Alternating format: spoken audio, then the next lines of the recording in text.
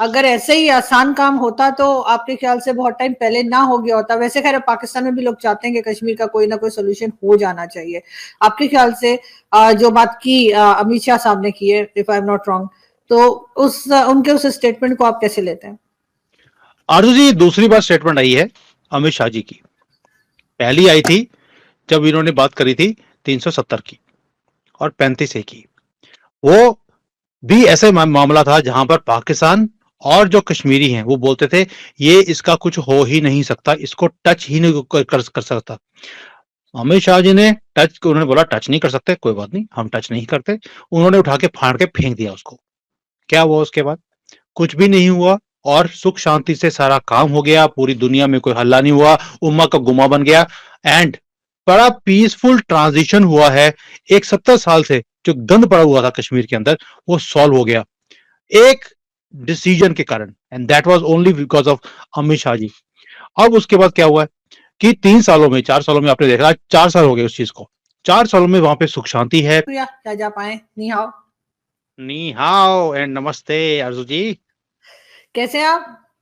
I am very good. आज वैसे conference थी मेरी, उस वहां से अभी वापस आया हूँ दौड़ दौड़ के आपके लिए। जय हिंद दोस्तों। अमित शाह के पीओके वाले बयान से पूरी पाकिस्तान में हलचल मची हुई है। बोले तो पूरी पाकिस्तानी मीडिया इसी को डिस्कस करने में लगी हुई है कि अमित शाह ने कैसे कह दिया कि पीओके के 24 सीटें हमने आरक्षित रखी हैं होने वाले इलेक्शंस के लिए। हालांकि अभी पीओके भारत का हुआ नहीं है, फिर भी कैसे अमित शाह ने इस चीज को सामने रखा है, इसी के बारे में डिस्कशन हो रहा है पाकिस्तानी मीडिया में। और आप इस वीडियो में आरजू काजवी जी को सुनेंगे कि क्यों अमित शाह ने और किस तरह से 24 सीटों का विभाजन किया है और पीओके के लोगों को भारत में मिलने की पूरी छूट दे दी गई है। तो इसका एनालिसिस इस वीडियो में होगा। आप इस वीडियो को एंड तक देखिएगा। मैं आपको मिलता हूं वीडियो के एंड में। बहुत शुक्रिया सर। आज हम बात जरा करेंगे कश्मीर की। सॉरी, मेरा थोड़ा सा गला खराब है। हमारे कश्मीर की आपको बात करने की जरूरत क्या है? सर हमारा भी है सर, आधा इधर भी है, तो इसलिए फिलहाल हमारा भी है उसको सर। वो तो हमने कश्मीर की अनाउंस बात करेंगे। वो तो हमने अनाउंस कर दिया मैडम, वो तो हमने अनाउंस कर दिया है। नहीं, मैं उसी पे बात कर रही हूँ कि जो अनाउंस किया है, आपके ख्याल से उसमें कितनी जान है उस अनाउंसमेंट के अंदर? और अगर ऐसे ही आसान काम होता तो आपके ख्याल से बहुत टाइम पहले ना हो गया होता। वैसे खैर पाकिस्तान में भी लोग चाहते हैं कि कश्मीर का कोई ना कोई सोल्यूशन हो जाना चाहिए। आपके ख्याल से जो बात की अमित शाह साहब ने की है, if I am not wrong, तो उनके उस स्टेटमेंट को आप कैसे लेते हैं? आरजू जी, दूसरी बार स्टेटमेंट आई है अमित शाह जी की। पहली आई थी जब इन्होंने बात करी थी 370 की और 35 ए की। वो भी ऐसे मामला था जहां पर पाकिस्तान और जो कश्मीरी हैं वो बोलते थे ये इसका कुछ हो ही नहीं सकता, इसको टच ही नहीं कर सकता। अमित शाह जी ने उन्होंने बोला टच नहीं कर सकते, कोई बात नहीं, हम टच नहीं करते। उन्होंने उठा के फाड़ के फेंक दिया उसको। क्या हुआ उसके बाद? कुछ भी नहीं हुआ और सुख शांति से सारा काम हो गया। पूरी दुनिया में कोई हल्ला नहीं हुआ, उम्मा का गुमा बन गया एंड बड़ा पीसफुल ट्रांजिशन हुआ है। एक 70 साल से जो गंद पड़ा हुआ था कश्मीर के अंदर वो सॉल्व हो गया एक डिसीजन के कारण, and that was only because of Amit Shah ji. अब उसके बाद क्या हुआ है कि 3 सालों में 4 सालों में आपने देखा 4 साल हो गए उस चीज को। 4 सालों में वहां पे सुख शांति है, तरक्की हो रही है, लोग खुश हैं। तो जब उन्होंने सारा ग्राउंड वर्क कर दिया, अब उन्होंने एक नया चीज शुरू कर दी है कि भाई पीओके, इसमें भी जो 24 सीट्स हैं उसकी वो हमारे पास पेंडिंग पड़ी हैं। We are giving open invitation to people in Kashmir. आइए इस जगह को फिल कर लीजिए। 24 सीट आपकी हमने रखी हुई हैं। प्लस यहीं पर बात खत्म नहीं होती। हमने एक सीट उन लोगों के लिए भी रखी है जो ऑलरेडी वहां से दुखी होकर ऑलरेडी भारत में आए हुए हैं पीओके से। जो पाकिस्तान ऑक्युपाइड कश्मीर से लोग आए हैं उनके लिए एक सीट रखी हुई है कि आपकी रिप्रेजेंटेशन आपकी रिप्रेजेंटेशन ऑलरेडी भारत की सरकार ने आपके लिए रख दी है। आइए इस जगह को फिल कीजिए। सो एक तो हो गया ऑलरेडी प्रेजेंट जो लोग पीओके से आए हुए मगर हैं। सर बिल्कुल आप ठीक कह रहे हैं, लेकिन इसमें एक चीज मैं और ऐड करती चलूं। जो आज की न्यूज है, जो मैं आज भी देख रही थी, हमारे टीवी पर आ रही थी, कि आपके यहाँ की जो कोर्ट्स हैं उन्होंने 370 हटाए जाने के ऊपर जो सुनवाई हो रही थी, वहां पे जो केस लोगों ने वहां पे किए थे, उसका जो रिजल्ट है वो महफूज कर लिया है और उसको मंडे को शायद सुनाया मंडे जाएगा। आएगा, मंडे आएगा। अगर अगर अगर अगर सर ये सारा कुछ उल्टा कर दिया कोर्ट ने, क्योंकि आपकी कोर्ट जो है वो इंडिपेंडेंट है, जैसे आपकी पार्लियामेंट है या जैसे और चीजें हैं, हमारे यहाँ हम इस चीज का दावा नहीं कर सकते हमारी चाहे कोई भी इदारा पाकिस्तान का और तरह से काम करता है, अगर हो गया तो उसका क्या इम्पैक्ट होगा, उस पर भी आप जरूर बात कीजिएगा। ओके आरजू जी, पहली बात है कि जो हमने किया अभी, ये एक विंडो दिखाई है अमित शाह जी ने कि 370 के टाइम पे मैं बोला था, आज मैं दोबारा से इसके ऊपर बोल रहा हूं। दैट मीन्स कि अब हमारी तैयारी है, ग्राउंड वर्क हो चुका है, तरक्की है, और जो पीओके और गिलगित के एरिया के लोग हैं वो ऑलरेडी वहां पे बोल रहे हैं कि हमने भारत की तरफ, हमें ज्यादा तरक्की दिखती है, हमें वहां पे मिलना है। दैट मीन्स बोथ साइड्स तैयारी हो चुकी है, ground work is ready. Now जब आपने बोला कि हमारी तरफ से तो एक इन्विटेशन है, ओपन इन्विटेशन है, आइए बिकम पार्ट ऑफ अस, हमारी तरक्की का आप भी पार्ट बनिए, हम आपके लिए सीट रखी हुई है, आके फिल कर लीजिए। ये तो काम हो गया एक। लेकिन आपने बोला कि सुप्रीम कोर्ट के अंदर केस चल रहा है, वहां पे अगर हार गया, मतलब वहां पे अगर रिवर्स कर दिया कि 370 को जो खत्म किया है वो गलत है, तो क्या होगा? जो मैंने अभी तक देखा है, जो सारी मैंने इसकी प्रोसीडिंग्स को मैंने फॉलो किया कि भाई वहां पे क्या गवर्नमेंट की तरफ से क्या बोला जा रहा है, जो ऑपोजिशन है वो क्या बोल रही है, ऑपोजिशन के पास जवाब ही नहीं था। मुझे ऐसा लगता है कि जैसी प्रोसीडिंग्स गई हैं, ये केस खत्म हो जाएगा और ये परमानेंटली एक रिजॉल्व हो जाएगा कि सुप्रीम कोर्ट ने भी मोहर लगा दी कि it was genuine and just.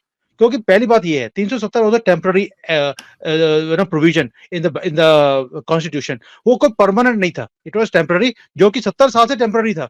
कौन सी ऐसी टेम्पररी चीज है जो इतनी 70 साल से चली जाएगी?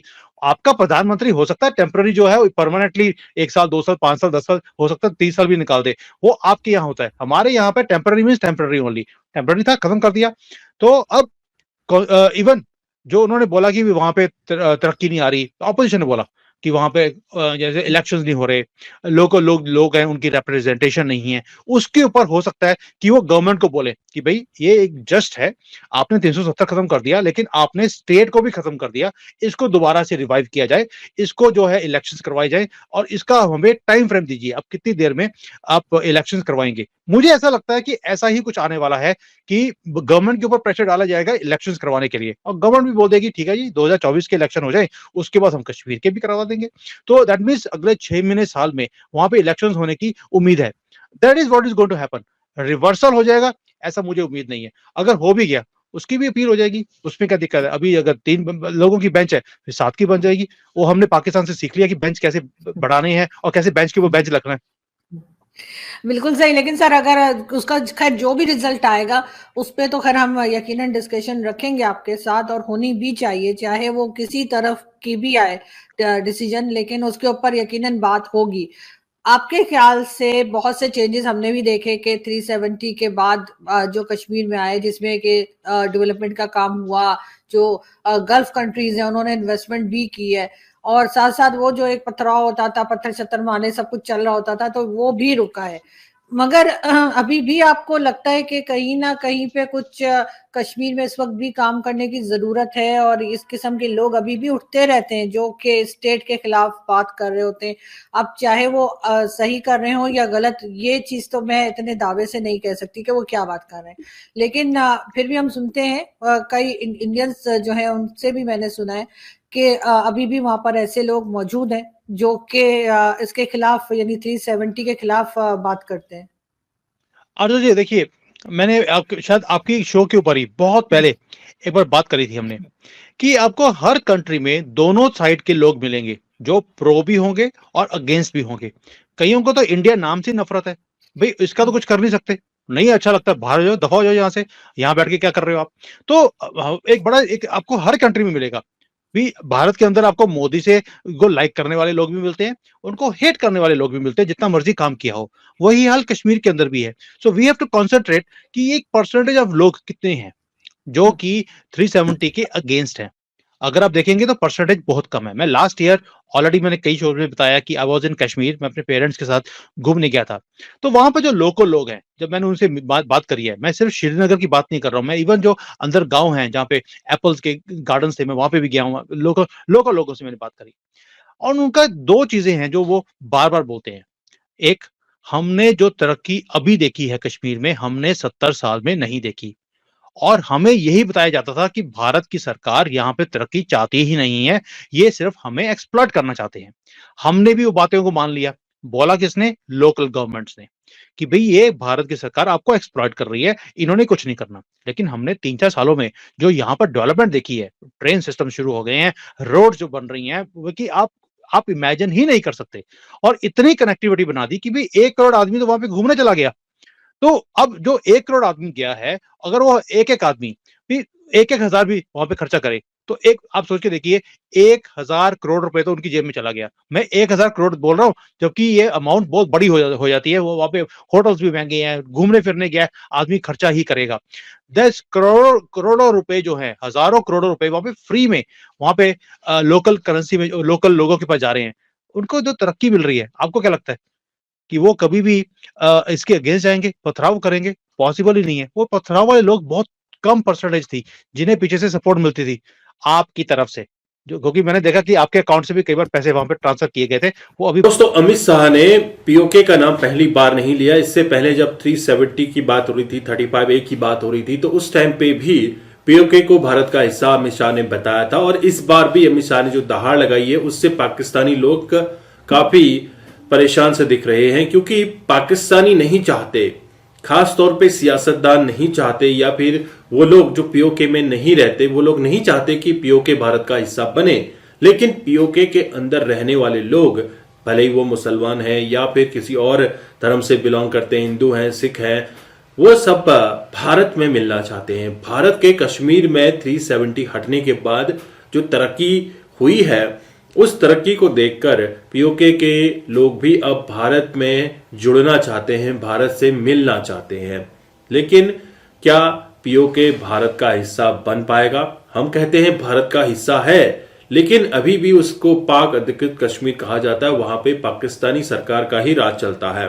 तो इसके लिए पूरा प्लान तैयार कर दिया गया है। और भारत सरकार ने जब बोल दिया है, बोले तो अमित शाह ने जब बोल दिया है कि हम पीओके में इलेक्शन करवाएंगे, तो इसका मतलब है कि पीओके लेने के बाद ही इलेक्शन होंगे। ऐसे तो नहीं आप किसी दूसरी कंट्री में जाके इलेक्शन करवा रहे हैं। 370 के समय पर भी पाकिस्तानियों ने कहा था, और भारत के कुछ ऐसे लोगों ने कहा था कि जो 370 है वो पॉसिबल नहीं है, इस पे हाथ नहीं लगाया जा सकता। लेकिन अमित शाह ने उसको फाड़ के फेंक दिया, और उसकी जगह अब कश्मीर में डेवलपमेंट ने एक नया कश्मीर का रूप ले लिया है। तो ऐसा ही पीओके के साथ भी हो सकता है। भारत सरकार काफी सीरियस है इस बार पीओके को भारत में जोड़ने के लिए। हालांकि आए दिन आपको पीओके के अंदर प्रोटेस्ट देखने को मिलते हैं। पीओके के अलावा सिंध के अंदर भी प्रोटेस्ट हो रहे हैं, गिलगिट बाल्टिस्तान, हर जगह आपको प्रोटेस्ट होते हुए दिख रहे हैं, जिससे कि पाकिस्तानी खुद ही भारत में जुड़ना चाहते हैं। पाकिस्तान में जिस तरह की सियासत हो चुकी है, जिस तरह का पाकिस्तान का निजाम हो चुका है, उससे खुद पाकिस्तानी परेशान है और वह भारत से जुड़ना चाहते हैं। आई होप आपने ये वीडियो एंजॉय किया। मैं आपको मिलता हूं नेक्स्ट वीडियो में, तब तक के लिए थैंक यू। जय हिंद, जय भारत।